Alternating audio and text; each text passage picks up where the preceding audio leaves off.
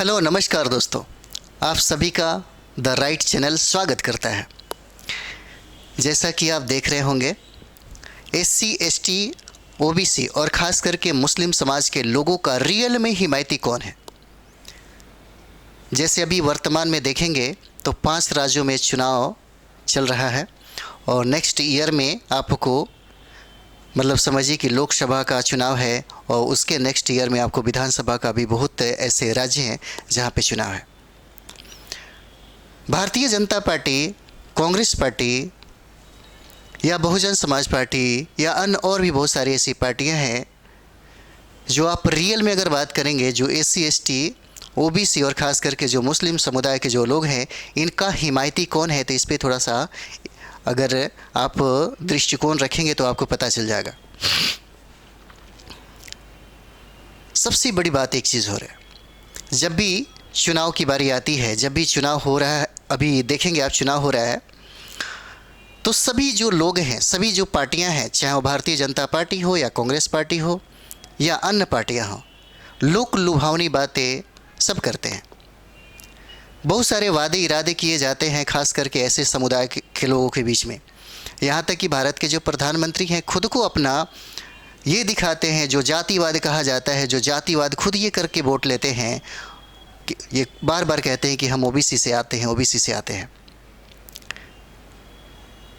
उसमें बहुत ही ज़्यादा हमदर्दी दिखाई जाती है एससी, एसटी, ओबीसी और मुस्लिम समाज के बीच में, और सभी लोग ये आहें भरते हैं कि हम इनके लिए बहुत बढ़ चढ़ के काम करेंगे। लेकिन जब भी मलाईदार पोस्ट की बारे में अगर बात करें या जब भी कुछ ऐसा करने की बात आती है, तो पता नहीं यहाँ पे ये सारे लोग एससी, एसटी, ओबीसी और मुस्लिम समाज को भूल क्यों जाते हैं। जैसे में अगर बात करें हम लोग, तो वर्तमान में भारतीय जनता पार्टी मात्र 10% जो समाज के जो लोग हैं उनको 50% से ज़्यादा सीटें देती है। और इतना ही नहीं, जब हमारा देश आज़ाद हुआ था तो ब्राह्मणों को और जितने भी स्वर्ण जाति के जो लोग थे 95% कार्यपालिका, विधायिका, न्यायपालिका या मीडिया की बात करें तो यहाँ पे इन लोगों की भर्ती कर दिया गया था। सबसे ज़्यादा उपेक्षा की अगर बात किया जाए तो एससी, एसटी, ओबीसी और मुस्लिम समाज के लोग ही हैं जो आज भी सबसे ज़्यादा पिछड़े हुए हैं। जैसे ही भारतीय जनता पार्टी जीतती है तो वादे लोक लुभावने तो इस तरह से करती है कि ऐसा लगता है कि शायद ये कायाकल्प ही चेंज कर दे, और इसमें पीछे कांग्रेस भी नहीं है। लेकिन जब भी आरक्षण की बारी अगर बात करें तो 10% आरक्षण किसको दिया गया, हालांकि एससी, एसटी और ओबीसी के लोग बहुत ही ज़्यादा पिछड़े हुए हैं। वंचित समाज के लोग हैं, उनको हज़ारों वर्षों से सताया गया, तड़पाया गया, उनको हर अधिकारों से महरूम रखा गया। हाशी पे जो खड़े लोग हैं आज भी बहुत ही कमज़ोर स्थिति में हैं। आज भी आदिवासी समाज के लोग ऐसे हैं जिनके पास रहने को घर नहीं है और खाने को अनाज नहीं है। लेकिन आरक्षण 10% किसको दिया गया, हालांकि आरक्षण बढ़ा करके इनको मुख्य धारा में लाया जा सकता था, जो काम बिहार में पहली बार नीतीश कुमार ने किया। तो ये समझने वाली बात है कि हिमायती कौन है। बहुजन समाज पार्टी ने जो काम किया है एससी, एसटी, ओबीसी के लिए और मुस्लिम समाज के लिए, वो किसी भी पार्टी, भारत में रहने वाले कोई भी पार्टी आज तक नहीं किया। अगर रियल में जनाधार की अगर बात करें तो लोगों को जिस तरह से गोदी मीडिया है, मीडिया बहुत ही ज़्यादा खतरनाक स्थिति में है। सरकारों से ज़्यादा प्रॉब्लम नहीं होती जितना इस मीडिया से प्रॉब्लम हो जाती है। समाज को जिस तरीके से भरवा के रखा जाता है, जिस तरीके से जो दिखाया जाता है वहीं ये समझते हैं। बहुत बड़ी पार्टी के रूप में हमेशा भारतीय जनता पार्टी और कांग्रेस पार्टी को दिखाया जाता है गोदी मीडिया के द्वारा, और भारतीय जनता में कभी भी ये नहीं दिखाई जाती है कि बहुजन समाज पार्टी एक मजबूत जनाधार वाली पार्टी है। हालांकि अगर जनाधार की बात कर दिया जाए तो कभी भी भारतीय जनता पार्टी और कांग्रेस पार्टी के पास जनाधार नहीं है। अगर जो भीड़ आप देखते होंगे वो भाड़े की भीड़ दिखती है। उनके पास एक चीज़ है जो बहुजन समाज पार्टी के पास नहीं है। भारतीय जनता पार्टी और कांग्रेस पार्टी के पास पैसे बहुत ज़्यादा है, जो पैसे बहुत ज़्यादा खर्च करते हैं, और ये चीज़ें बहुजन समाज पार्टी और आज़ाद पार्टी और ऐसे बहुत सारी ऐसी पार्टियां हैं जिनके पास पैसे नहीं हैं। इनके लोग झूठे वादे बहुत करते हैं और साथ ही साथ इनकी जो मीडिया है, जो गोदी मीडिया के नाम से आप जानते हैं, वो बहुत ही ज़्यादा सक्रिय है, बहुत ही ज़्यादा सक्रिय है। हालांकि सोशल मीडिया जब से आया तब से ये बहुजनों की बात होने लगी। सोशल मीडिया का ही देन है कि बहुजन समाज के लोगों को रियल चीज़ें पता चलती है।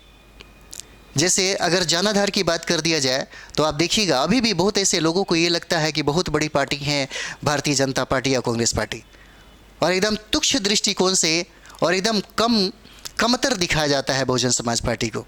लेकिन अगर ये 5 चुनाव में अगर आप देखेंगे तो आपको पता चलेगा। रियल चीज़ें देखने की कोशिश करिए।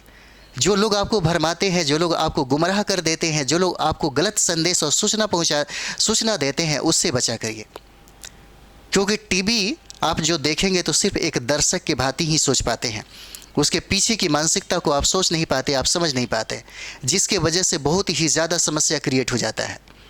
बहुजन समाज पार्टी को अगर देखा जाए तो भारत की सबसे मजबूत और जनाधार वाली पार्टी है, लेकिन इसको किस रूप में दिखाया जाता है? कभी भी आपको लगता है कि गोदी मीडिया रियलिस्टिक चीज़ों को दिखाती है? कांशीराम हमेशा कहा करते थे, भाजपा और कांग्रेस के बारे में उन्होंने कहा था, एक को नागनाथ बताया और दूसरे को सांपनाथ बोल करके उन्होंने संबोधित किया था। उनको लगता था कि इस दोनों पार्टियां से कभी भी विकास नहीं हुआ। देखिए 70, 75, 76 साल हो गया, राजस्थान आज भी उसी स्थिति में है, ज्यों का त्यों ही स्थिति है उसकी। आज भी वहाँ पे सबसे ज़्यादा बलात्कार होते हैं, आज भी सबसे ज़्यादा आर्थिक स्थिति खराब है, आज भी वहाँ पे सामाजिक संरचना बहुत ही ज़्यादा कठोर है। लेकिन हमेशा कौन पार्टियाँ राज करती हैं? तो कभी भाजपा, कभी कांग्रेस, लेकिन कभी भी कोई बहुजन के लोग वहाँ पे शामिल नहीं हुए। जब भी बहुजन समाज आता है वहाँ पे परिवर्तन दिखता है। जैसे आज वर्तमान में आप देखते होंगे, बहुजन समाज पार्टी का देन है जो पूरे भारत में बहुजनों को जगाने का काम किया, और आगे बढ़ कर के भी जो चंद्रशेखर आज़ाद हैं उन्होंने भी काफ़ी हिम्मत और जुनून के साथ और सक्रिय होकर के वो काम कर रहे हैं। अगर बिहार में बात करें तो बहुजनों के हित में सबसे ज़्यादा, अगर अभी की बात किया जाए तो 65% आरक्षण दे करके अंबेडकर साहब के कारवा को आगे लेकर के चलने का काम नीतीश कुमार ने किया। लेकिन नीतीश कुमार के पास या राजद के पास अपना जनाधार है। ये जो पार्टियां हैं बहुत ही मजबूत पार्टियां हैं, और ये अक्सर अगर बात देखा जाए तो ये लोग पार्टियां हैं जो नीतीश कुमार की पार्टियां हैं, ये लोगों के हित की बात करती है, एससी एसटी और ओबीसी और मुस्लिम समाज के लोगों की बात करती है, और उनके हक और अधिकार के लिए आपने देखा होगा सबसे बेहतरीन काम करने के वजह से भारत में आज तक कोई ऐसी पार्टियां नहीं की। अक्सर लोग सोचा करते होंगे ये काम, आप देखिएगा स्वर्ण जातियों के लिए भारतीय जनता पार्टी बहुत ही आगे बढ़ चढ़ के काम करती है। अभी भी देख लीजिएगा, अभी भी सीटों की जब बंटवारा होती है तो मात्र 10 लोगों को 50 से कहीं ज़्यादा सीटें दे दिया जाता है, और जिनकी जनसंख्या भारत में सबसे ज़्यादा है उसके लिए एकदम ना के बराबर काम किया जाता है। लेकिन लोक लुभावने बातें तो ऐसे किया जाता है जैसा लगता है कि शायद भारत का भविष्य इन्हीं के हाथों में है।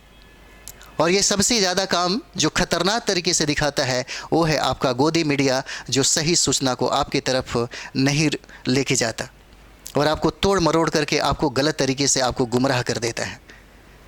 तो ज़रूरी है कि कम से कम इससे बचा करिए।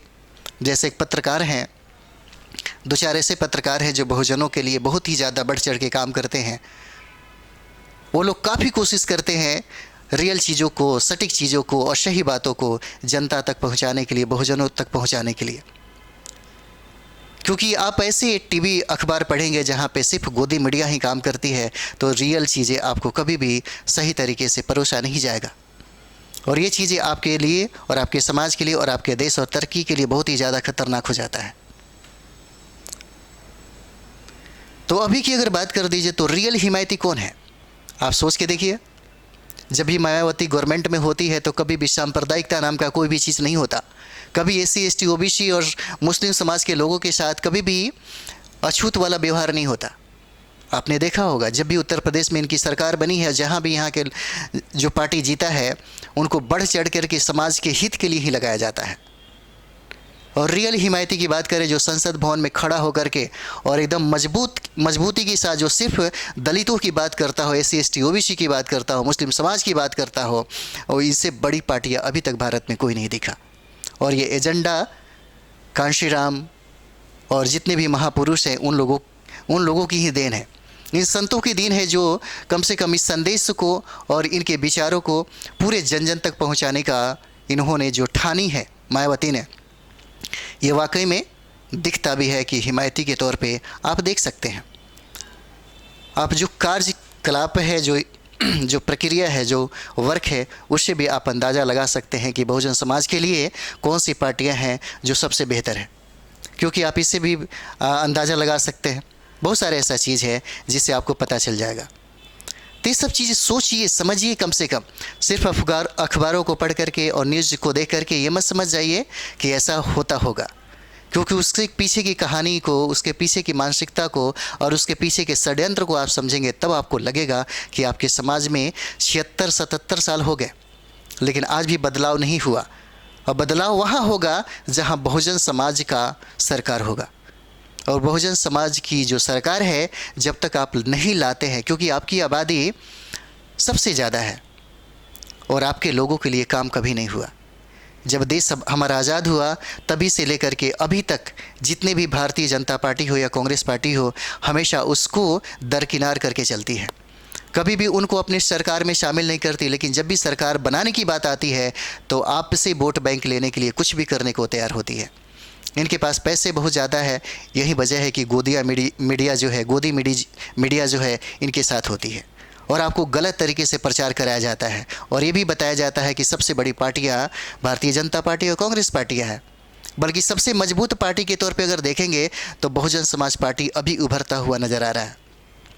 2024 के चुनाव में अगर आप देखना चाहेंगे, क्योंकि अगर आप समझ गए चीज़ों को, अगर इनके षड्यंत्र को समझ गए और इनके द्वारा जो किया गया जो काम है इनको समझ गए, तब आपको लगेगा कि अभी हमारे भारत के लिए सबसे बेहतरीन पार्टियां और सबसे बड़ी बात यह है कि इस समाज के लिए सबसे बड़ी हिमायती पार्टियां कौन है। कभी भी हिंदू मुसलमानों को लड़ाने वाली कौन सी पार्टियां हैं, जो दलितों को हमेशा तुच्छ नज़रों से देखने वाला, अछूत के तरफ से देखने वाला, और कभी भी हिंदू समुदाय में शामिल नहीं किया जाता है SC ST OBC को, वो कौन सी पार्टियाँ हैं। हमेशा आपके लिए लड़ने के लिए, हमेशा आपके मरने के लिए और हमेशा आपके साथ खड़े रहने के लिए कौन सी पार्टियां हैं जो हमेशा आपके लिए तत्पर रहती है। जब भी उनके बारे में बात आएगी तो वो हमेशा उनके लिए वो खड़े रहते हैं। लेकिन SC ST OBC के समुदाय के लिए, समाज के लिए, मुस्लिम समाज के लिए कभी भी बहुजन समाज पार्टी पीछे नहीं मुड़ी। वो हमेशा उसके साथ कंधे से कंधे मिला करके आगे बढ़ी और चली भी, क्योंकि विचारधारा ही ऐसा है।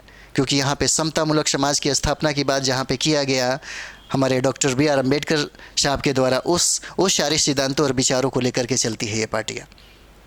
और इसलिए आप सोच सकते हैं, क्योंकि आपकी जो दृष्टिकोण है, यह दृष्टिकोण भी आपके सामने आना चाहिए।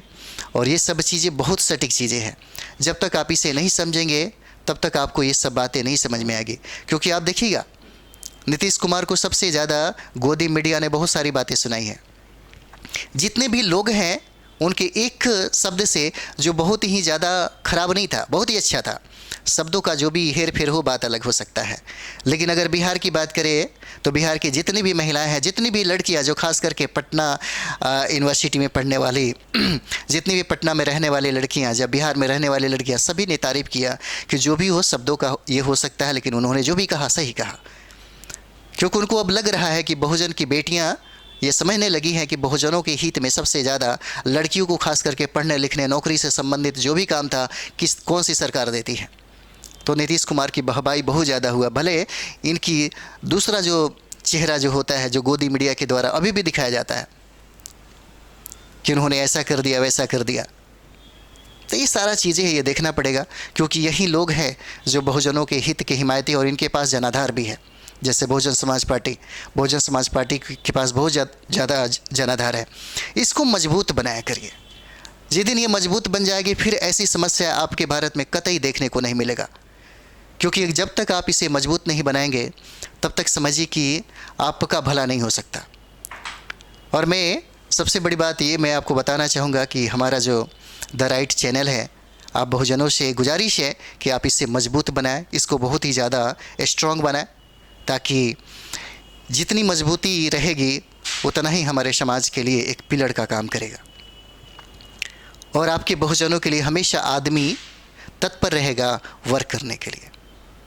और हमेशा जब तक रहेगा आदमी के शरीर में जान, तब तक आदमी बहुजनों के लिए ही हमेशा करता रहेगा।